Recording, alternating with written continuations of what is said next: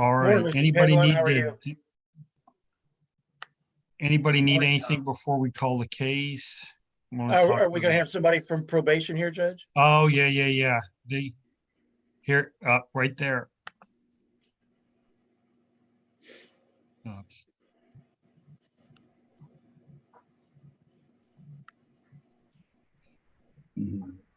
Good morning. Good morning. Morning. All right. Well, that's everybody. Let's be on the record in case number 2018-CR1236, captioned State of Kansas versus Quincy Stubbs. Would the parties announce their appearances, please? Hey, please, the court, state appears by and through Thomas Penland. May it please the court, the defendant Quincy Stubbs appears by and through Zoom as he's located in the Wyandotte County Jail, and his counsel also on Zoom, Jerome Gorman. All right. Mr. Lovin's joined us from probation office. We are here set down today for a hearing on the state's motion to revoke probation. That was filed. Let me see if I can pull it up here. Looks like March 3rd, Judge. March 3rd, and it was, there it is. 3 allegations: failure to remain law abiding, failure to report, and failure to pay balance of costs and restitution. Mr. Gorman, I'd ask you if you had a chance to go over this with Mr. Stubbs, and does he have a position on those 3 allegations? Judge, Mr. Stubbs and I did meet a week or 2 ago in regard to the motion. And the position that we'll take today, Judge, is that Mr. Stubbs will admit that he failed to report, admit that he did not pay the balance yet for restitution. And as far as failure to remain law-abiding, that's a difficult one to admit. He hasn't been convicted on that. So we don't want to admit that he's done that, Judge. We admit that he's been arrested for that. However, Mr. Stubbs would like to make argument in regard to those things, Judge. Sure. I'd ask, did everybody get a chance to look at Mr. Lovin's report for today's hearing? Objections to that being admitted and considered? Judge, when you report for today's hearing, you're talking about something more than the motion? Yes. Mr. I Lovin forwarded to myself. Let me stop the share here.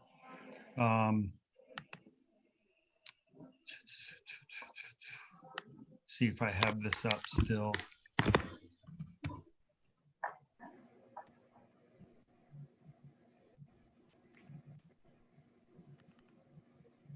All right.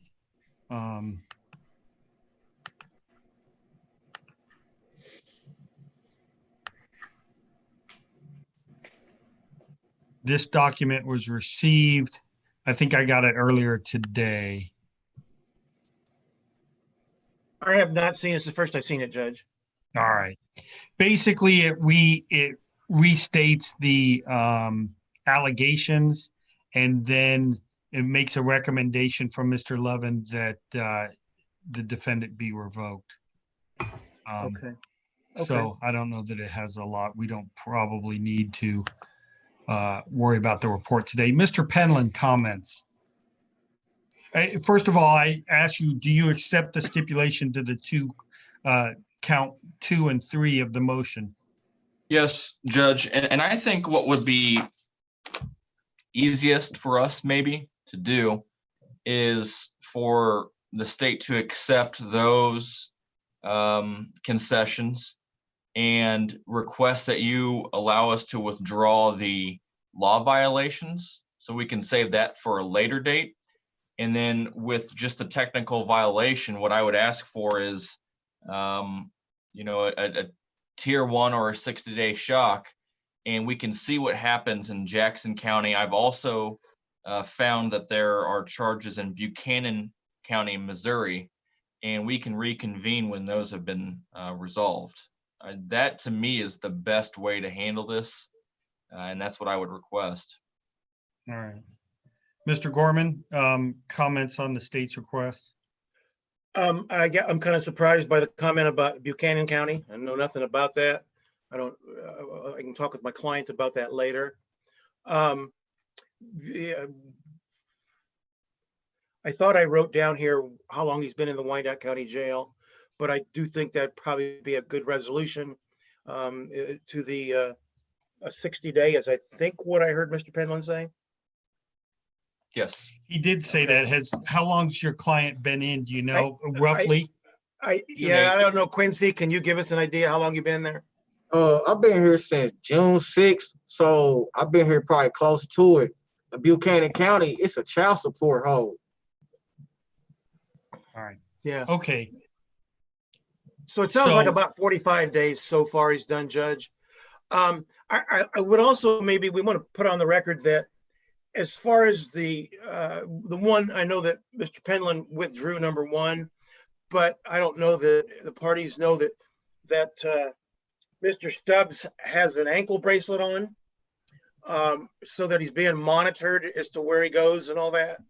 I think that says something about failure to report, that he, there is a form of reporting with Jackson County now, so that hopefully that problem's taken care of. So I think we would be good with the recommendation by the state for the 60 days. All right. Mr. Stubbs, comments you want to make to me before I decide what to do with this case today? Yes, sir. I want to make sure that if I do get out or whatever I do need to do, I need to take my time on not moving so fast, because I was moving fast on trying to go to work and everything. And I apologize for not reporting to my PO as directive. This time I'll make sure as soon as I do get out, if I do get out, to go do those allegations like what I'm supposed to do for the court. All right. Thank you. Well, look, here's the deal. We don't know anything about this case over in Jackson County. There's a couple of things that could happen with that. I suppose they could drop it, or you could be found not guilty. You also could be convicted and sentenced to prison in Missouri. You could be convicted and given probation in Missouri. I have no idea. And you understand that we're not just abandoning that. We're just going to let that play out. So we could be back here after your case in Jackson County, Missouri is done, and the state's position, depending on how that outcome happens, might be completely different. In other words, if you get convicted of that, they may be seeking to revoke your probation, given that you would have been convicted of a crime committed while you were on probation. Do you understand that? Yes, sir. Okay. All right. Well, then I'm going to follow the state's recommendation. I will, yes, Mr. Penland. I forgot, and I understand if you don't grant this request because I should have brought it up initially. I would also ask that we extend the probation for the amount of time that he wasn't reporting. I think that's only fair, and tack that on to when the original expiration date was. Well, I'm of a mind to extend him. Let's see, he went on in about October, November of 19, if I remember correctly. Was it a period, Mr. Levin, do you know, was it a 12-month probation or a longer one? No, it was 12 months, Your Honor. All right, I'm going to extend him today. That doesn't mean he'll end up having to do an extra year or an extra half a year. I just want to make sure that it doesn't expire on us while he's trying to work this stuff out in Missouri. So I'm going to extend him from a year from today's date.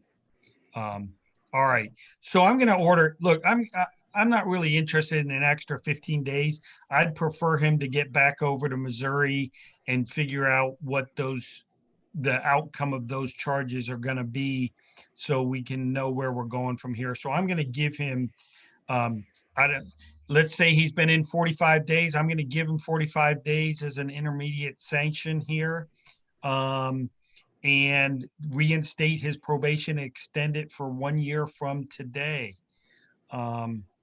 All right, Mr. Stubbs, so we're going to be letting you go here. I don't know if Missouri's going to take you straight over there, or if they're gonna let you just go back on whatever ankle bracelet you have on. But you need to make sure you take care of that stuff, and hopefully it'll all work out for you and you don't end up having to do all this time, all right? Yes, sir. And thank you so much, Judge. All right, that's the court's order. Mr. Penland, will you journalize, share it with Mr. Gorman, and e-file it for me? Yes, Judge. Mr. Levin, anything you want to add? I don't know if Mr. Stubbs is aware that for the Wyandotte County case, Missouri has sent his supervision back to Wyandotte County. So Okay. he should not report to Missouri for our case as he had been doing prior to January. Because he's on house arrest, and I know he has transportation issues, I would like him to phone me first thing tomorrow morning. How about he gets out today and walks his feet on over to the probation office over there? Well, that would be fine, except I am still at home under quarantine. I am not at the office. Okay, all right. Then, Mr. Stubbs, the number that you'll want to call, Mr. Levin, is there a special number or just the front desk? I'll be back in the office tomorrow. My number's 913-573-8948. You got that, Mr. Stubbs? Yes, sir. The officer just wrote it down. I got it, Your Honor. Okay, here's the deal. Missouri, since this all happened, Missouri isn't doing your courtesy supervision anymore. So you're on, supervision here out of Wyandotte County. So you may need to make sure you connect with them right away. And Mr. Levin, I don't suppose that you have there in front of you an order of release filled out for this case yet? I don't, Your Honor. All right. Mr. Penland, do you have one of those on you? If somebody can send me one, I'll fill it out and get it over to the jail today. I've never done one, Judge. I don't think I have any templates. All right. Mr. Levin, do you have I a can blank one that you can send me? I can print one off of full court and scan it and then send it to you. That'd be great. I'd appreciate that. All right. Judge, and for the record, I did some quick calculations.